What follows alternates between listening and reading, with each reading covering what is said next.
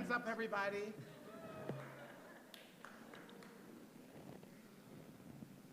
Oh, that's fun.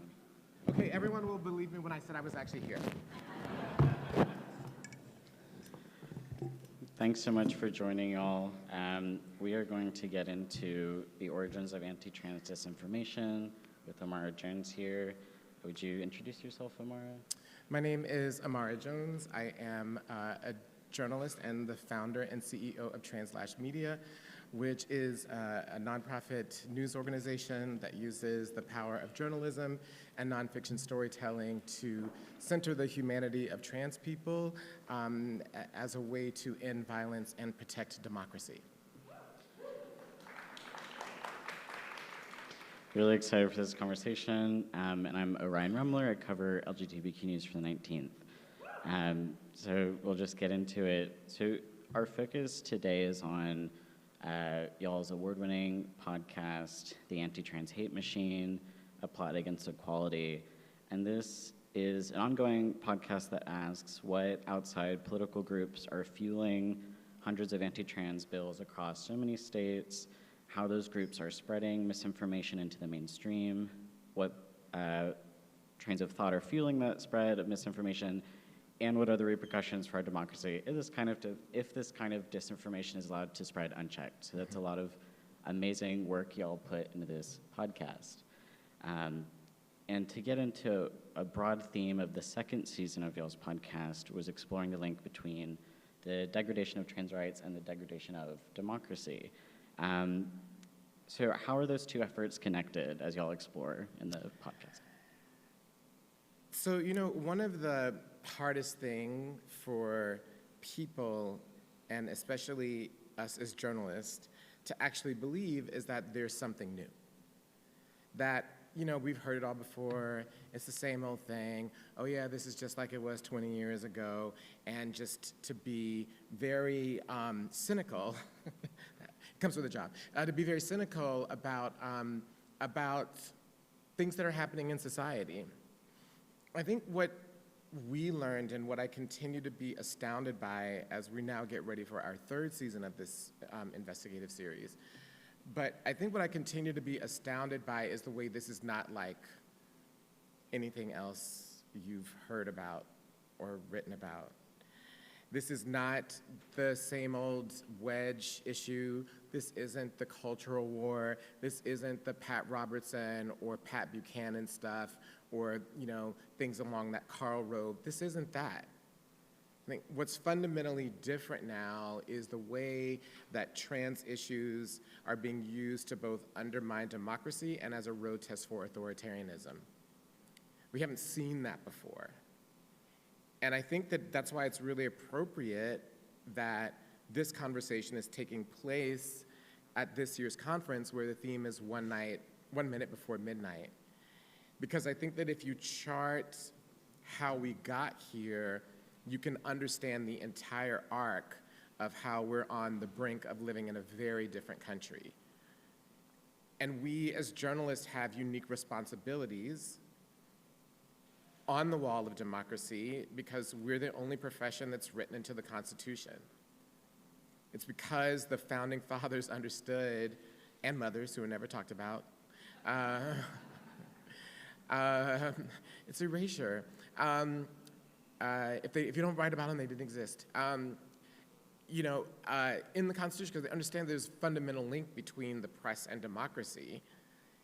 And so I think that our attitude on this has to be slightly different than just covering, GMO corn or other things, right? This is a unique calling for journalists to be defenders of democracy in some very fundamental ways. And one of the key things about where we are in this entire arc is the way that the Christian nationalist movement, and notice I don't use right wing, I don't use far right, it is a Christian nationalist movement. The Republican Party now is a Christian nationalist party. That's not really up for debate if you actually look at who runs the party, where they come from, and the candidates that they're putting forward. It just isn't anymore. It's no longer a coalition party that you once knew, right? Again, how things are different now. It used to be like, the business people, and then the cultural conservatives, and then the Christian conservatives and the defense people. That used to be the Conservative Party. Well, all those people are gone, and basically it's being run by Christian nationalists now. And one of the things that they have done is to use the past 10 or 12 years to actually set up the conversation that we're having about trans people. It's not an accident where we are. This is a part of a plan, which is why we call it a plot against equality.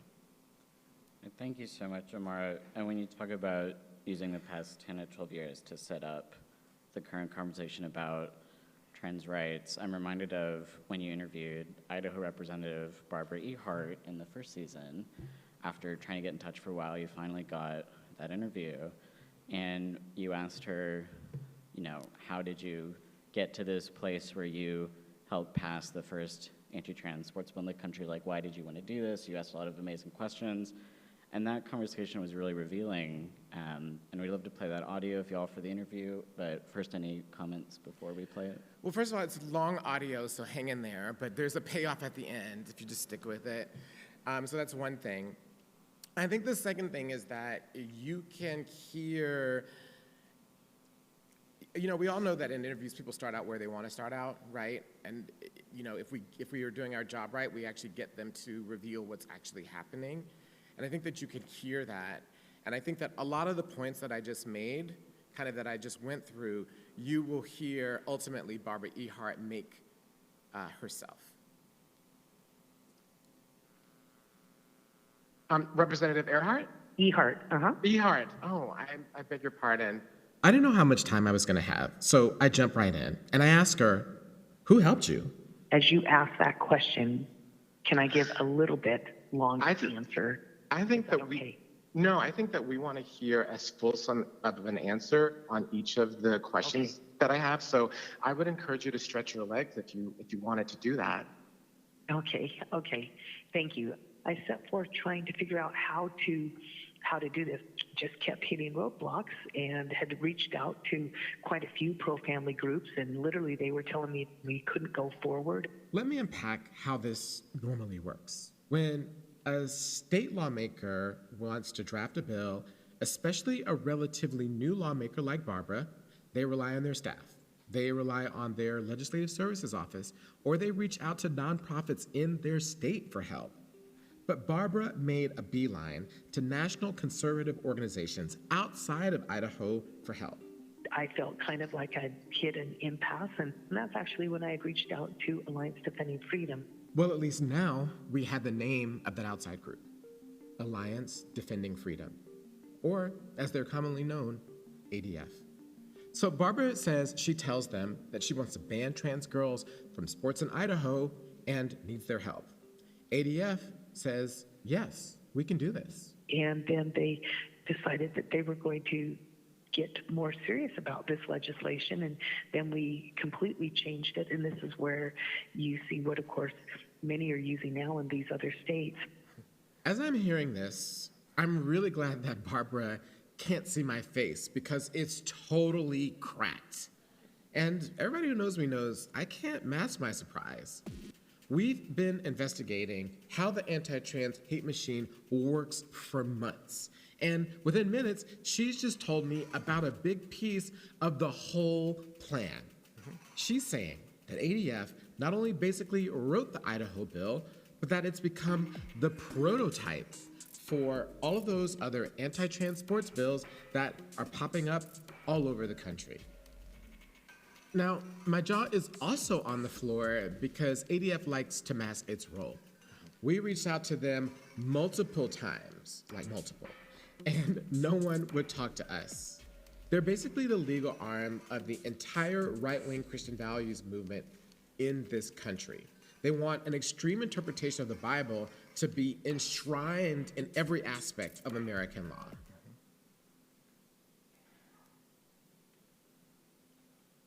In all of this, Barbara has become a star on the right. From the beginning, ADF cultivated her ambition and drive. And now she's a lieutenant pushing anti-trans legislation nationally. How do you feel about having become a leader on this issue nationwide? And You've mentioned that you've testified in a couple of state legislator or other states. So I'm wondering if you can just, have us know where those are, just so we can understand like where you traveled and the breadth of your leadership on this. I traveled to Montana and to South Dakota. Certainly there's been Utah and Kansas and North Carolina and North Dakota, and I'm forgetting states. As a matter of fact, I need to go write some of this down, but probably spoken with about 30 legislators from all across the United States, helping them as they've prepped for this. So I'm happy to keep doing that because this issue, obviously, hopefully you can hear, I'm very passionate about. And right-wing groups across the country are taking notice. Most of the people with whom I've spoken before, in one way or another, had reached back to say, oh, we're behind you, we're proud of you, we support you. All of this makes me realize just how effectively the anti-trans hate machine runs. Because what started in Idaho with Barbara and ADF has now grown into a sprawling national operation. But one person not shrinking is Barbara. She's only grown in this fight. So I had to go back and ask her a big question that was still unanswered for me. Something told me that none of her previous answers told the whole story. Why did Barbara actually team up with ADF? And where in her framework for humanity does all of this fit? I'm wondering if you had ever listened to or heard the story of Lindsay Haycox, and if so, what your reaction was. And the reason why is I'm going to say something, I know this is going to sound probably very strange to you, but what's fascinating to me is the remarkable similarity in the way that you all both speak about sports and the importance of sport and what it does for you and how it changes your life. That's a very fascinating thing for me to hear in both of your stories, even as you're on, opposite sides. You know what? You're the first person in all of these interviews to ask something like that, and that is an intriguing question, and but it makes sense to me. It makes sense that Lindsay and myself would both feel the same way, probably just like anyone who just enjoys the competition and the sacrifice, the conflict resolution, so many things that come through sport. I want someone like Lindsay to be able to compete, but I just don't want Lindsay to be able to take away opportunities for girls and women. So thank you for pointing that out. It's something when you and I hang up, I'm going to probably ponder. Despite the fact that she's unleashed an entire legal apparatus against Lindsay, who was 18 at the start of all this, she's never even thought about what it's been like for Lindsay. Barbara is legislating against an entire group of people in a case she hopes will reach all the way to the Supreme Court. And their individual experiences have never even crossed her mind. I had to give her one more chance to explain. I'm just wondering if you've ever thought about this from their perspective. Like if you ever thought, okay, so my body is totally different than the men's. My body has changed a lot from the medical interventions.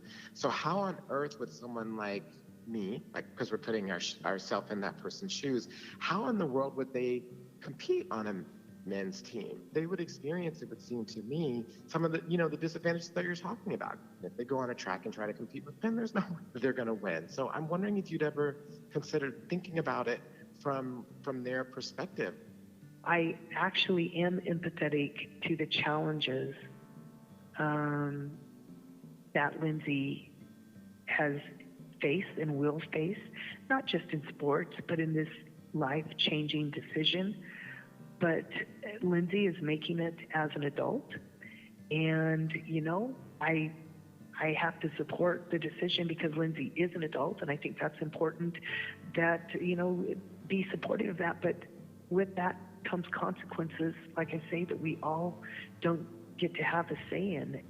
She's trying to play nice, but I hear something more ominous in all of this. Not only is she not considering the humanity of trans people, but she believes we deserve to be punished. Our very existence is the actual crime that she's legislating against.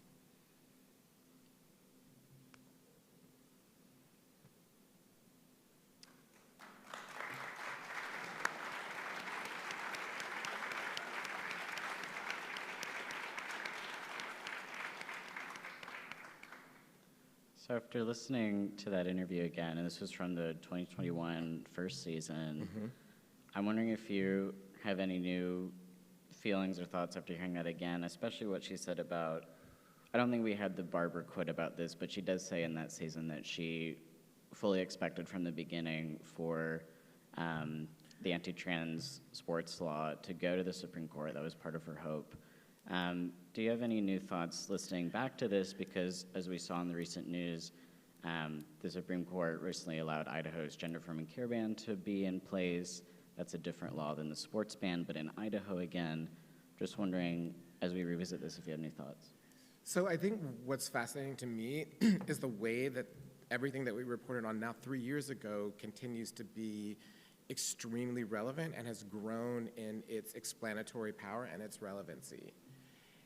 And I think there are a couple of things that stand out to me. I think one, the Alliance Defending Freedom has programs at all levels of government to shop for people to seed anti-trans legislation or resolutions across the country. Like, it's an operation. And so it's not a surprise that she got put in, she was attracted to that as an operation. They're looking for agents. They have, even for local school boards, they have something called ADF ambassadors, where they give people talking points, training, even some resourcing to be able to go and basically stir up anti-trans conversations in school boards across the country, for example. So I think that that's one of the things that we see from this. I also think that one of the fascinating things is that both she and, as consequence, ADF are trying to do, they're actually trying to follow the marriage example, the gay marriage example, which is really fascinating, which is to pass enough laws in enough states so that the Supreme Court would consider the issue, quote, ripe, where the court is forced to take it on as an issue and issue a ruling. And that's essentially what they've done. These anti-trans sports bills are now in about half the states in the country. So it's teed up. The same with these, the bans on gender-affirming care, some of which are trying to push it to the age of 25. And so I think that, it's not a surprise to me that the Supreme Court would take up the issue, because this was a part of the strategy. This is part of the strategy. And they're fairly confident, because ADF, of course, is behind the Hobbs case. They are behind the cases on the misoprostol. They are behind the gay cake shop case. Pretty much many of the most stark rulings that are against any type of gender equality or control over our bodies legislation for any group of people are being fueled by ADF. And this is one of the interesting things about their positionality on this, right? Whereas, oftentimes, people who are liberals or whatever, there are these issues. So there's abortion issues, and there's women issues, and there are gay issues, and there are trans issues. What's fascinating about ADF is how they have a comprehensive view that all of these issues legally are linked in society. Control over your body is control over your body. And so if you want the state to control a body, then the state has to control everyone's bodies. And so then you're working across the board, right? So the division that people try to make, or when people say, well, I care about women, so these trans issues are over there, in this modern world that we live in, that's actually an impossibility with regards to the way that ADF is moving and the court rulings are going. There's actually not, you may personally feel that there's an issue and there may be a difference experientially in your life, but in terms of the way that your rights are being protected in the United States, there's actually not a difference. And so ADF is moving across all of those fronts. and they are fairly confident that they've got, with the right case, they're trying to key up the right case, and they're trying to thread the needle to sort of essentially to ban control over trans bodies without trying to make it broad enough for all people, but it's kind of a hard thing to do, but they're trying to find the right case to do that. And I think that they're fairly confident that they have the votes. There's not a person that I spoke to. For example, when we were doing this series, everyone that I spoke to in 2020, they knew that abortion was gone. They were just like, oh, we got the votes, it's just a matter of time. And this was, 2 years before it happened. So I think that for me, it's the degree to which they're really executing among a very focused strategy here. And they understand that these views aren't popular. And it's one of the reasons why ADF and a lot of these groups are authoritarian in nature, because they know that they have to impose these ideas on people who don't want them. And I think that you can see that playing out in the abortion ruling and the way that they have continued to go after abortion despite the massive public backlash. Thank you so much, Imara. And something you told me when we were talking about this panel is it surprised you in season 2 of the podcast how the same work that went into what you just described, setting up the legal framework and the politicians to spread anti-trans laws and then defend them in court, like with ADF, that same work is now being applied even more aggressively to influence public conversations about trans people. That's right. So what are the ideas that are being put into our public conversations and our news coverage that are originating with groups like ADF? So I'm gonna answer that question, and I'm gonna start out with something that's like hard for us to hear as journalists. But I think the thing that we have to realize is that the Christian nationalism movement and their operation, they figured out how to hack journalists. They figured out that it's pretty easy actually to hack journalists, to put ideas in the public conversation that actually don't have any validity. And the hack is that we're forced to always try to look for the opposing view. So if you're always forced to look for the opposing view, then you have to give credence to an opposing view. And that means that you can end up laundering pseudoscience. And a great example of this is not even on trans issues, it's actually what happened on climate change. I mean, this is a well-documented operation, right, where they found they created pseudoscientific organizations, they created an op-ed campaign, they chose like the 2% of scientists who said climate change wasn't real, and they put a lot of money behind that, and they forced that into public debate, and we had to cover it as conversation, therefore legitimizing those views, and we are one of the reasons why there's a debate about climate change. We got hacked. And so essentially, they're doing the same thing on trans issues, and it's a little easier because trans people are 1% of the population. Why are there nearly 500 bills introduced on trans people this year if we're 1% of the population? That doesn't sound reasonable. That doesn't sound organic to me at all. And one of the things that they've done is that they understand that this 1% applies to us. Like, we don't know trans people. We don't understand where trans people come from or any of this other stuff. And so if you create an apparatus that essentially mimics what climate change is, you create pseudoscientific organizations like the American College of Pediatricians, which is a pseudoscientific organization. You create operations to seed certain ideas online that then filter through an immense Christian nationalist pipeline that goes from dark corners of the internet to website pages to places like the Daily Caller and the Daily Signal, up through Joe Rogan, through Fox News, and then ultimately in the New York Times. There's actually a pipeline of disinformation that they have created. And that they've used effectively on things like the Uvalde shooting, where there was, these images of the shooter supposedly being trans. It started out on what is it? Is it 4chan? One of the dark web sites, and 24 hours later came out of the mouth of a Republican congressman because it had been covered by picked up by Christian nationalist media. There's this operation that we as standard journalists are facing that we're not even aware of all the time. that's influencing and driving public conversation. And if you are not aware of how that pipeline works, then you think that these things are natural, and you think that, oh, we have to cover this, we have to cover both sides, but we're actually being played. And some of the key ideas that are being introduced that are totally pseudoscientific are that, trans people are a creation of social media, that trans people, that somehow, gender-affirming care is harmful and experimental and that we don't know anything about it. That trans people are confused, that many trans people are autistic, and so is it autism or is it transness? That trans women are essentially men taking opportunities away from women in sports. And if you listen to Lindsay Heacox in our episode, she literally talks about the transformation that her body makes as she is on estrogen, and her time's slow, her body changes. There's no way that she can compete on a men's team. It's ridiculous. And so I think that one of the, and that is also pseudoscientific, right? And when you look at, when you generally look at trans women competing in sports, it's a mixed record. Sometimes people win, sometimes people lose.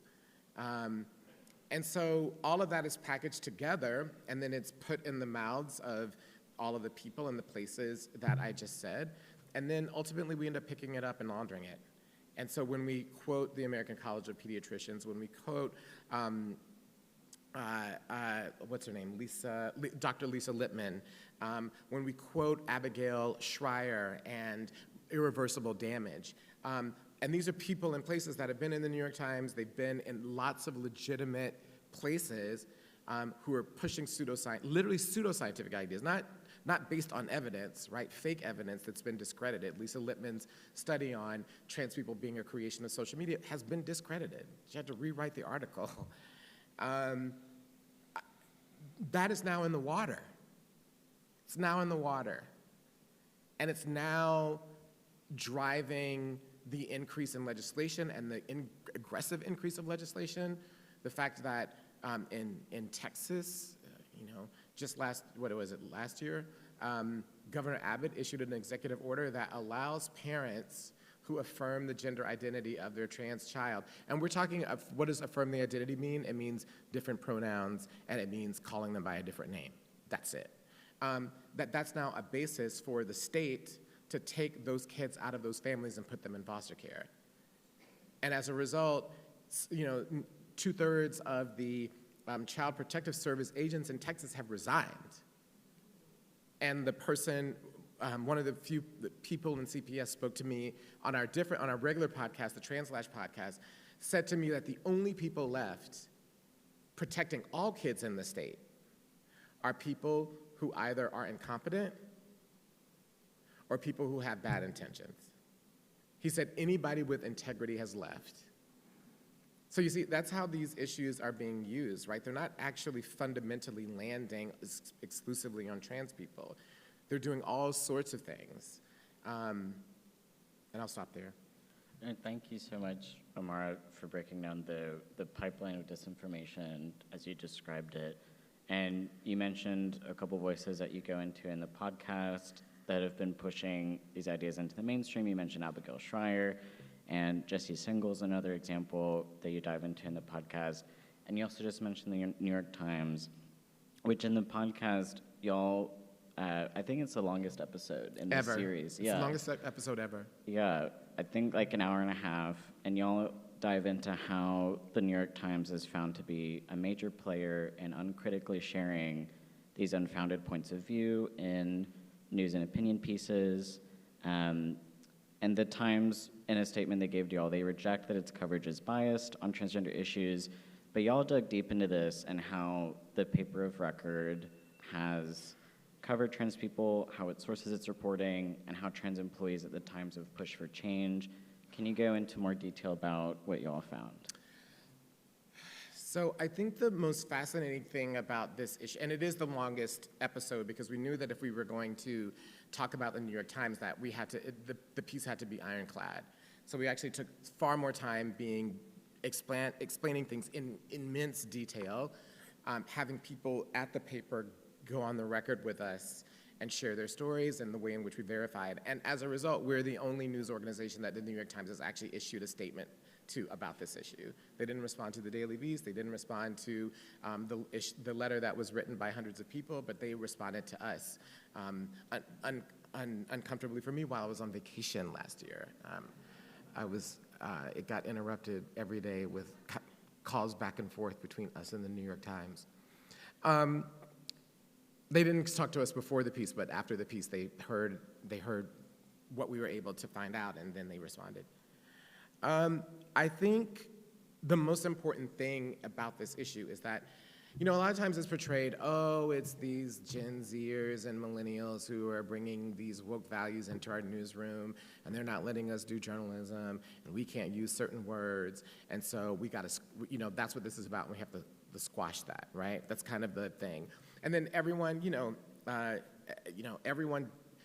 that's an easy story, and people pick up on that, and they are different, right? And move differently, and so it's easy to stereotype. Like, these people are running journalism, and then bringing woke issues like trans stuff into the newsroom is an example of that. Very easy. When you actually listen to the people in the newsrooms, right, of all backgrounds, not only LGBTQ, but we're talking, we had some very serious people in our piece. What they say that angers them is that what is actually going on is that the journalistic standards and rules that we have to use on every other single issue get checked at the door when we talk about trans people. That's what people are angry about. They're not angry about a conversation. They're not angry about a debate. They are saying we have made a pledge to hold ourselves to the highest levels of journalism, and that when it comes to trans people, we open the trap door. We don't apply the rules. And so are the rules or aren't the rules? So it's actually a conversation about integrity. It's not a conversation about woke values being brought in by the mob of Gen Z or whatever it is. I think the second thing that's really important is that, even and at the Times and other news organizations, opinion pieces have standards. You can't say things that aren't true. You can't use the page to incite. Like, there are rules that you have around opinion. Opinion pieces aren't just, allowed to just say whatever they want. They also have standards. And so for places to be like, well, this is opinion, well, there are standards in opinion. And I think that what is the most frightening thing for me, again, is that even the rules that we have, which can be shaky, we can hack those rules, like I said, on environment, even those rules, when it comes to trans people, can be suspended. And so if you start suspending them with trans people, you can start suspending them everywhere. You can start deciding that there's a group of people that don't deserve the basic standards of journalism, fact-checking, various sources, being rooted in science, all the stuff. You can decide that that doesn't apply. Once you get that muscle memory as an organization to not do that, it becomes easy to start doing it wherever you pick and choose. And that's what they're frightened by, and that's what they're alarmed by. And they are alarmed by the fact that people from Alliance Defending Freedom are now op-ed writers at the Times. That wouldn't be allowed in any other type of similar organization. So I think that, and what's emblematic, and the Times story is about the Times, but it's actually about all of us, because they are still seen as this shining city on the hill. That once you go there, that's it. There's nowhere else. You've arrived. And what's happening there is happening everywhere and can happen everywhere. Because once it takes place there, once people are platformed there, once the ideas appear there, they can be used anywhere. And so I think that that's the concern, and that's the reality. And so I'm very wary when people talk about woke issues in newsrooms. That can be a way of saying, we're gonna suspend the rules because this is an issue that we don't like or a group of people we're not comfortable with. Thank you so much, Imara. in the interest of time, would you want to skip the second audio, or do you think we should prioritize it? I don't think it's that long. Okay. It's Yeah. 3 minutes. Yeah, I Oh, think that's so. I think that this audio is the emotional reaction. I think that everything that I said, like, you heard it as a narrative, but what you will hear in this piece is someone from the newsroom reacting to the emotionality of this. And what you will hear are people who are professional and care deeply about their job, who are freaked out that their platform is being used for bad actors. Excellent. As soon as they got out of bed that Tuesday, it was clear that something was wrong. I wake up to messages. Oh my God, did you see? Did you see? Did you see it? Everyone is speaking out. Everyone is DMing me. Harper's heart sank as they started to understand what the avalanche of messages was about. The New York Times had published a book review by Jesse Singal. He's the first mainstream journalist to spread disinformation about a supposed trans social contagion. We explored that in episode 3 of this season. And he's well known for being a provocateur who consistently attacks trans people online. Singal had been tapped to review the book, Trans, When Ideology Meets Reality by anti-trans writer Helen Joyce, which argues that gender identity isn't real and that gender is a biological fact. Anyone familiar with Singal at all would be aware of his anti-trans leanings, so choosing him to review the book sent a loud message. And as Harper began to read the book review, they realized it was essentially a buffet of anti-trans talking points. I get maybe a paragraph or two in, and my stomach drops even further. It's hard for me to read, just as a trans person. As they geared up for work, Harper braced themselves. They knew that as a leader in Times Out, that they would be in the middle of the controversy inside the company. And outside the paper, readers and trans people online were furious about the book review. The criticism was getting louder and louder on social media, and all of this told Harper that this was going to be explosive. I'm immediately realizing that this fury is reaching like crisis mode, and we've got to move on it ASAP. Harper logged on and began to coordinate with Times Out, and they began to ask for meetings with newsroom leaders and management. There's factually incorrect things in this. So he's just been given a soapbox with which to talk about things that aren't actually correct. In response, the Standards Desk, the part of the Times that implements the style guide, agreed to meet. And during that meeting, Harper and their colleagues were asked to flag precisely what the problems were in the piece. So after the meeting, they began to work together to do just that. And so we're literally copying and pasting his text into a doc and saying, okay, as Times Out folks, let's go through this line by line and see if we can actually be like, this graph is not cited. And sort of trying to go through that because we still think at this point, assuming good faith, we're trying to understand, was this fact checked? I think there was an assumption on my I think that was really powerful, like you said, to hear from a Times employee who was trying to address this issue and how it felt to them as a journalist and a trans person dealing with this. And we're with a crowd of journalists right now, and I'm wondering if you could share, for everyone in this room, like, what is our responsibility as journalists when we're reporting on transgender people? How should editors and reporters of all different beats, how should we be thinking about how to frame stories on trans issues, considering we just heard someone from the Times newsroom trying very hard? Yeah, I think one of the things that's, if you're new to covering trans issues, is really hard now because there's now a lot of disinformation about trans people that's been legitimized, and so it can be confusing. I think what I would start with is that I would start with essentially the style guides. I would start with the TJA style guide. I would start with the LGBTQ journalist style guide. I think the second thing is that I would actually then talk to a trans journalist. And the reason why I think that that is important is because you will be talking to people who are both colleagues, right, and who understand the community that they are a part of, who can give you insights about what's going on and what isn't. I think thirdly, it is fine to talk about, actually, the Washington Post fell into this trap recently. It is fine to talk about, places like ADF and their ideas, or even if you want to talk to Jesse Singal and these other people, but you have to accurately characterize them. You can't characterize them as experts with a different view.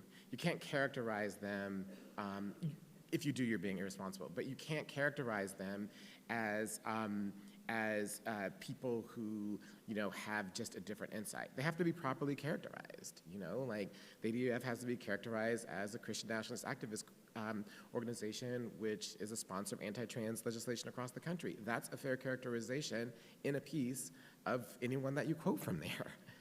So I think that, even if you decide to engage with the other voices, you have to properly characterize them. You can't characterize them as equal sides. And the fact that we too often do that we are told that suspending our discernment as journalists, and that we have to cover everything the exact same way, that's actually a great way to slide into authoritarianism. It's a great way to, slouch towards Gomorrah, because you are not. Imagine if the German Bund in 1940, with their massive, American Nazi Party rally at Madison Square, had been characterized as a group of concerned citizens with different views. We gotta wake up a little bit. We can't do that.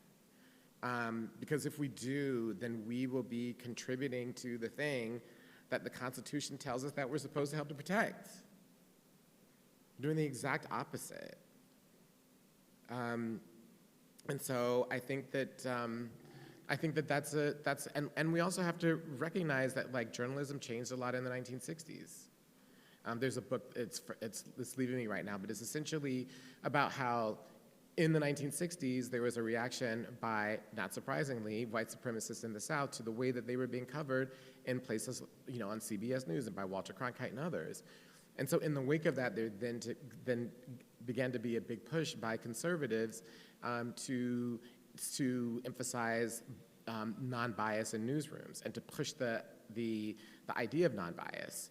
And places were intimidated and changed their rules, and journalism schools changed as well.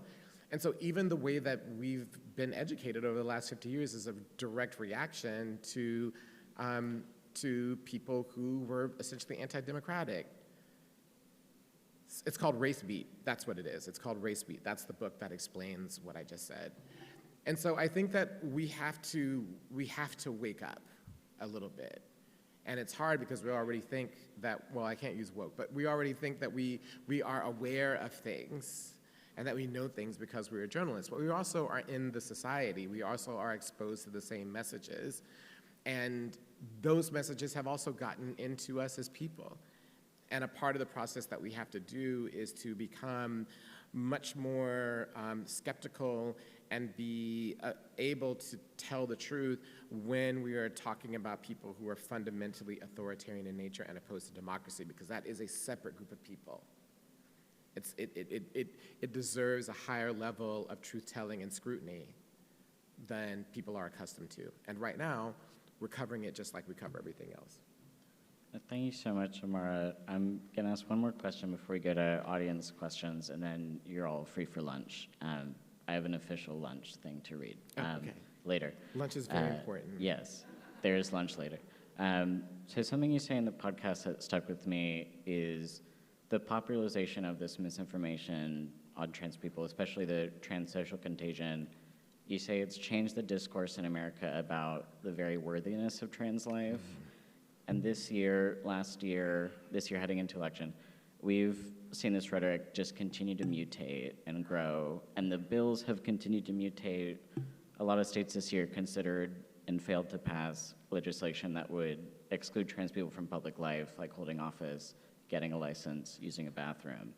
Have mainstream news outlets and the way we cover this, and have outlets like The Times, contributed to this escalation of anti-trans rhetoric and policy? Yeah, I mean, we know that, for example, when the Times began the reporting that they've continued, that all of a sudden, right-wing and Christian nationalist legislators who always decry the Times, hate the Times, never read the Times, suddenly started citing the New York Times on the floors of state legislators. Suddenly started to enter articles from the New York Times in fiery committee meetings insisting that they be on the record to legitimate these views. And I think that one of the things that we have to think about is the impact of what we're doing. We're not just doing conversation. You know, we're not talk shows, right? Like, the whole point is to give the public the information they need in a democracy in order to make the choices that are best for them, with the number one rule to protect democracy, right? So if that's the case, it is proper to consider, you know, are we citing this properly? Are we giving too much weight to these people? Because these things will be used in a certain way. And they are being used to propel. It is not neutral, which I think is a really important point. And I think that, you know, fundamentally, all of the things are really meant to say that, like, people like us really aren't real. You know, we're kind of weird, we're kind of natural, we kind of are, you know, and we don't really deserve protections because we're really not people, and we really are not who we say we are, so we don't actually deserve protections. I mean, that's kind of the sum total of all these things. And they are having an impact. You know, one of the things that stood out for me is that I've talked to two people who have covered Donald Trump since 2015. And they say, you know, when we were going at these rallies and the crowd is there because you know, they're attached to him, all the rest of it, but they kind of heard it all before. So as he's going through the speech, you know, they're talking to each other and, like, you know, coming in and out. And they said, however, the biggest lines that get the crowd back and get them roaring are when he attacks trans people, and he's noticed. Thank you so much, Imara. And love any audience questions. Go at the microphone, I think on both sides there. And we'll just start with first question as folks line up. Thank you. Oh, we got to turn on the mic.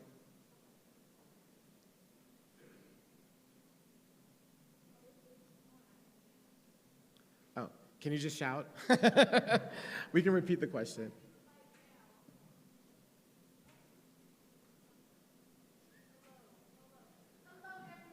Hi.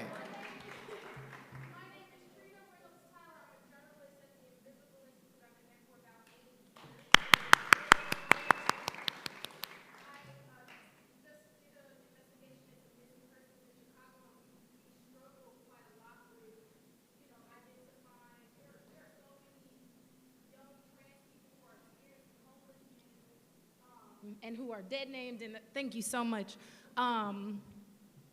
who are impacted by the issue, and I think even I myself, as a young queer Black girl from the South Side of Chicago, doing reporting on issues that impact my community, it is heavy, right? And as I was listening to the audio of you interviewing Barbara, and it felt like that. Just what is it like for you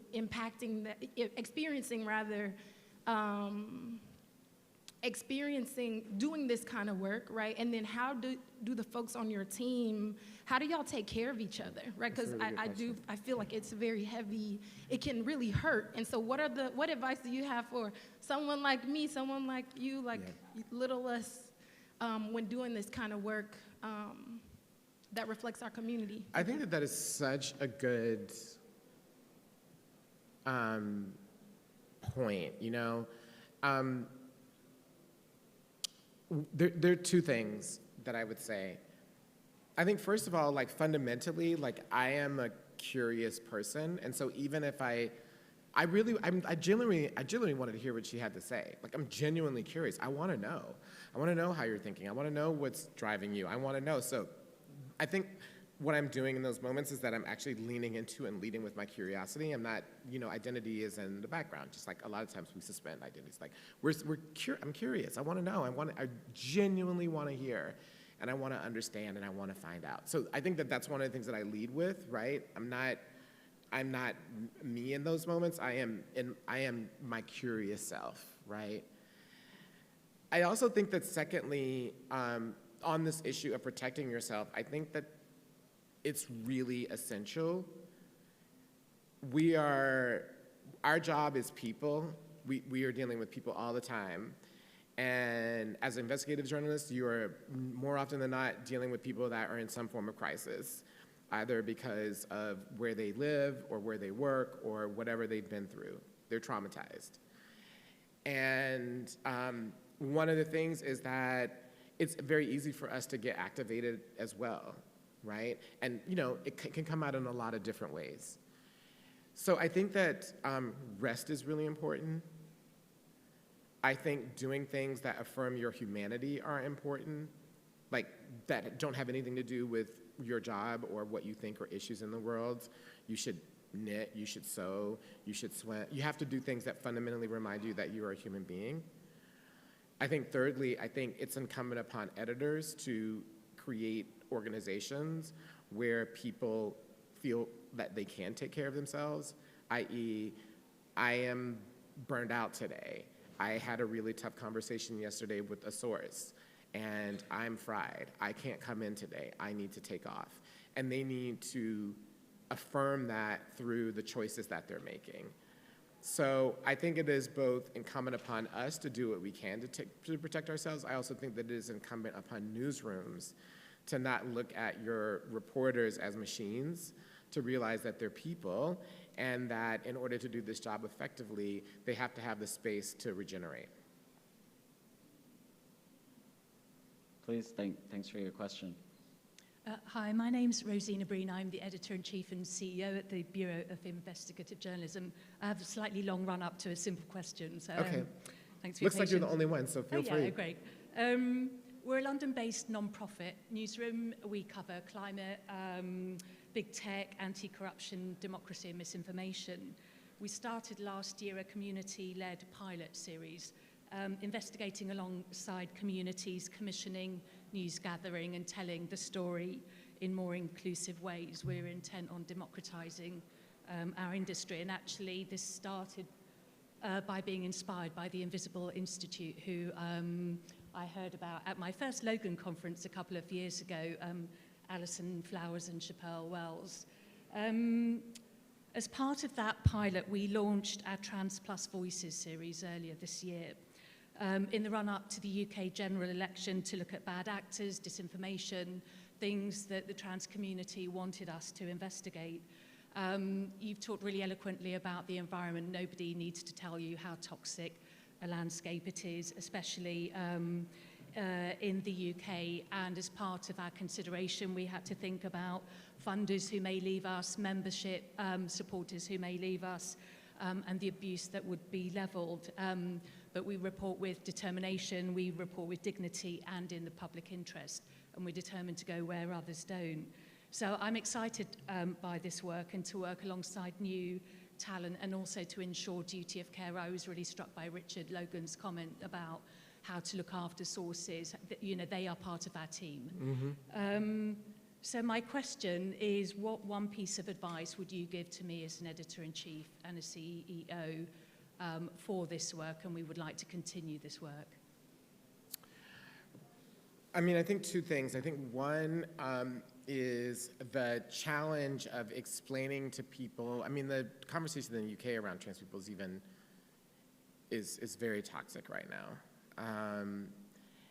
I think what I would say is that you have to explain to people why this matters, right? So one of the things that you were saying is that having your partners understand, you're losing partners, relationships are challenged. When you're centering the stories and the realities of trans people, I think it's incumbent upon us to explain people why it matters. Why this is not just about the group of people that we are talking about. The way in which it is fundamentally fueled by other people and places. Not surprisingly, one of the organizations that's fueling the conversation in the United Kingdom is the Alliance Defending Freedom. And so I think that we have to understand what is happening here, and that it is the way that this issue is being used in the United Kingdom and in other places is to coarsen the politics away from liberal democracy, to sharpen the divisions and to deepen the divisions in society so that far-right parties have more traction. It just is. Look at the way in which Viktor Orban uses trans issues, also through a partnership with the Alliance Defending Freedom and Heritage Foundation. The way that Vladimir Putin has centered trans issues in his argument about Ukraine and the war for Ukraine.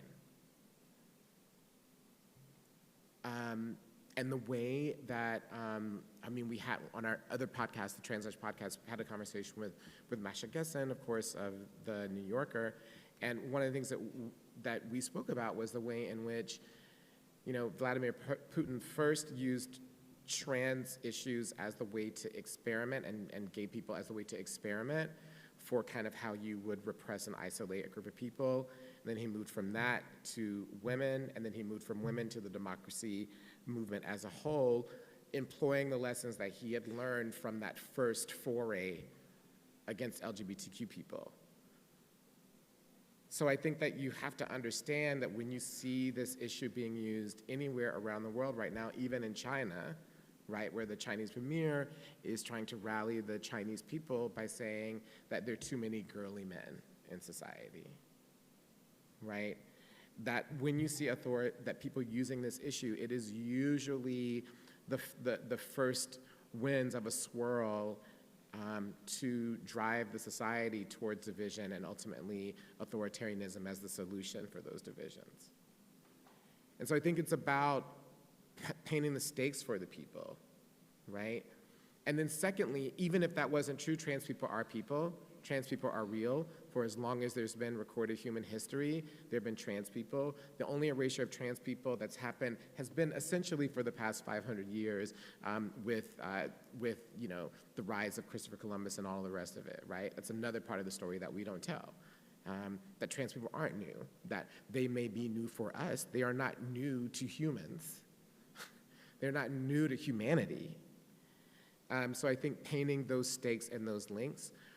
And then thirdly, even if none of that was true, there's still people in our society and they deserve to be covered and their stories deserve to be heard. So it actually doesn't matter how you feel about them, right? They're here, and so we have to cover them. And we have to cover them in ways that honor their respect and dignity, and the same as we do migrants, the same as we do any other group of people. Like, it's just a fact. And so I think that those are some of the things that I would do to people who feel challenged by this and are challenging you and your organization as a result. I think those are kind of some of the planks of the conversation that I would use. The last thing that I do want to say that I think is really important is that, sometimes people believe that if you're trans that you can't accurately cover trans people. And I laugh at that because I think that no one says, you're a white person that lives on the upper west side of New York City, so you can't cover New York City, right? You can't do anything that's New York City. It's impossible because you're biased, right? We pick the things that we think disqualify people, right?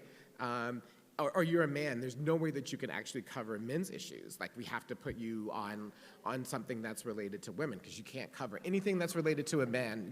You're biased. You don't know, you're going to be writing errant stories because you're biased, right? And what I tell people all the time is that what my life makes me is that it actually means that I know my beat. It means I know the community. I know the players. I know where to go to get information. I know the people. Just like the person who lives on the Upper West Side, if they're the Metro reporter for the Daily News, it makes them probably a pretty good reporter on the Upper West Side.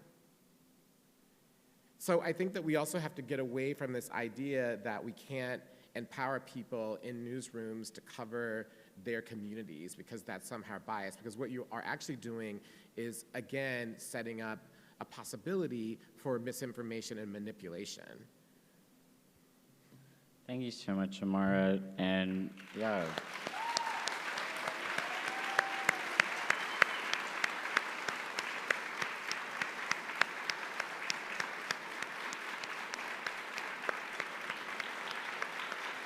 Thank you. Thank you so much. And, I believe season 3 of the podcast is out in September, right? And it focuses on the link between physical violence and politics and anti-transness. Yeah, it's the link between political violence and anti-transness, yeah. Amazing, so watch out for that. And just thanks y'all so much for being here. We're gonna break for lunch, and lunch is in the room behind you, and we'll be back in the auditorium at 1:45 for 3 lightning talks about AI in journalism.